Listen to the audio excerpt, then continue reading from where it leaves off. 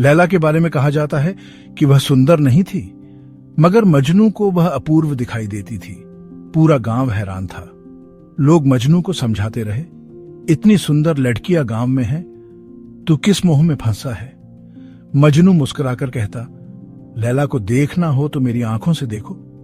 यह बात ध्यान देने लायक है। प्रश्न लैला का नहीं है, प्रश्न मजनू की आंख का है।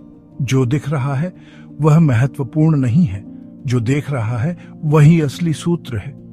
मजनू ने कहा, मेरी आंखों से देखोगे तभी लैला की झलक मिलेगी। पर इसमें भी जोखिम है, क्योंकि तब तुम्हें वही दिखाई देगा जो मजनू को दिखाई पड़ता है। आंख भी एक तरह का चश्मा है। इस चश्मे का रंग हर विषय पर चढ़ता है। इंद्रियां केवल ग्रहण नहीं करती, वे रचती भी हैं। तुम अपने आसपास एक जगत गढ़ रहे हो, रंगों का, गंधों का, सुख दुख का। जो दिखाई देता है वह वस्तुतः तुम्हारे मन की रचना है। बच्चा एक दुनिया देखता है, जवान दूसरी, बूढ़ा तीसरी।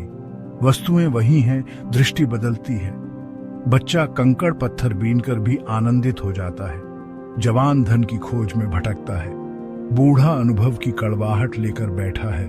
फर्क दुनिया में नहीं है, फर्क देखने वाली आंखों में है। एक कथा याद आती है। अमेरिका के सुप्रीम कोर्ट के एक मुख्य न्यायाधीश पियरे जवानी में पेरिस गए थे। वर्षों बाद बुढ़ापे में फिर पेरिस लौटे। पत्नी से बोले, अब वह बात नहीं रही, सब कुछ मध्यम लग रहा है।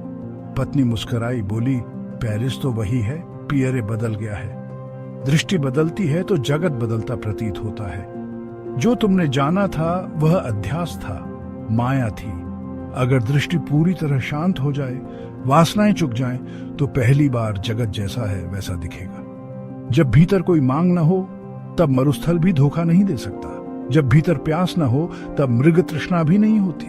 सच्चा दर्शन वहीं घटता है जहां कोई दृष्टि नहीं बचती, कोई आकांक्षा नहीं, कोई आरोपण नहीं। जब तुम अपने भीतर ठहर जाते हो तब सब अध्यास मिटते हैं, तब केवल सत्य रह जाता है। सुनने का भी यही सूत्र है। जब भाषा समझ में न आए तब भी सुनो, बस ध्वनि को अनुभव करो, तब शब्द बाधा नहीं बनते, ध्यान घटता है। सत्य को जानने के लिए समझ नहीं चाहिए, मौन चाहिए।